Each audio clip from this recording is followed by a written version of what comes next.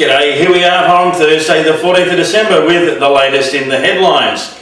Look, being the festive season, I think I'm going to start dedicating most of the rest of the year, I think, to hangovers and drinking and festivities and, well, basically the silly season. Because really the news is pretty boring. And after saying that, I'm going to kick off with an exception. The license we have to do whatever it is we want to do. Look, we're in for another ripsnort of a day today here in Melbourne, 31 degrees Celsius. And there's a whole bunch of bushfires raging up in the Alpine country, up in the Gippsland region. And firefighters have been at it now for over a week. And you've got to feel for these guys. Could you imagine the soaring heat, fighting fires for a week? And we're not looking at an 8-hour shift here, folks. We're looking at, you know, as much effort as these guys can put in. My hat goes off to them if I wore a hat. Absolute legends. You know, the effort and well, pretty much most of them are volunteers. So good on you guys. Well done. Now, back to all the drinking and that sort of stuff. This was really prompted by a bloke up in central New South Wales who has been charged for letting his 14-year-old son drive him home because he was too pissed. And anyway, in the process of being charged, it turns out he's got a 26-year history of drink driving. And his excuse this time, well, his sister was supposed to turn up and drive us home, but she didn't turn up. And the court's, you know, just absolutely thrown the book and it was going, oh, how irresponsible, you know, blah, blah, blah, blah, blah. Hang on a second. This is the country. A 14-year-old boy is well and truly capable of driving. They start driving tractors at about the age of 5. How do I know? I started driving a tractor at about the age of 5. And my sons have also started driving tractors, maybe not 5, maybe 6, thereabouts. So look, not as harsh as it sounds. And anyway, I'm sure in the USA there are some states where you can start driving at 15, so he's not that far off it. A story out of England, it comes a bishop who came out of a function, got into the wrong car while there was other people still in the car, and someone said, excuse me mate, are you right? And he said, of course I am, I'm the Bishop of, better get this bit right, Southwark, or however you pronounce that, Southwark. They don't pronounce the W's, I don't think, in these sort of names.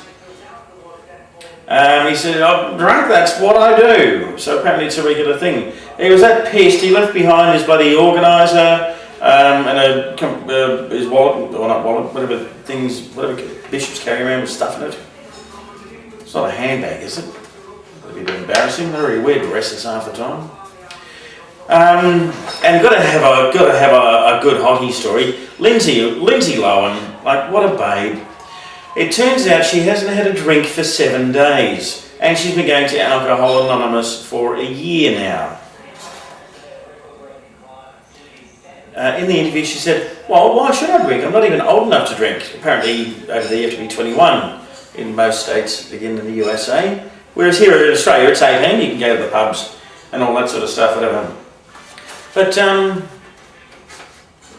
well, why do people stick their nose in other people's business? Who cares whether she's drinking or not? It's really none of our business, is it? It's all this sticky big crap going on, like Nicole Richie getting booked for... she's not a good sort though, she's way too thin. She'd break, wouldn't she? Ugh, yuck. Don't like thin. Don't like real thin. Now there's new hope for alcoholics and drug-dependent people. They've discovered a nice little chemical in the brain called orexin, O-R-E-X-I-N, which is a bit of a chemical messenger thing. And they've decided they've developed a drug which helps this thing respond to stop you wanting alcohol and drugs. Whatever you do, don't ever make sure that I get hold of that because I quite enjoy having a drink.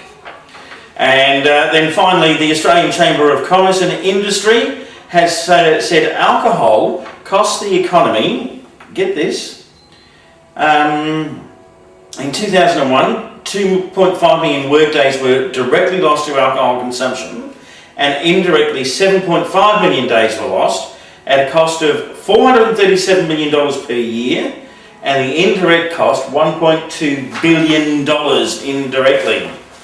Okay, you guys know that I like research, but fair income. These sort of things really do my head in. Okay, so it costs the economy because people have obviously got a hangover, turn up late, unproductive, don't turn up at all, whatever. Okay, what other benefit do they have to the country? Who makes the grog that people drink? Who sells the grog that people drink? Who makes the chemicals that you try and cure hangovers with for people that drink? I mean, there's a whole sub-economy there which I'm sure this report doesn't take into consideration about people that make the bloody stuff to begin with and sell it, serve it, whatever, taxi drivers to get us home, unless you've got a 14-year-old son that you want to try and teach him how to drive you home. I'm Dave, this is Bloke News.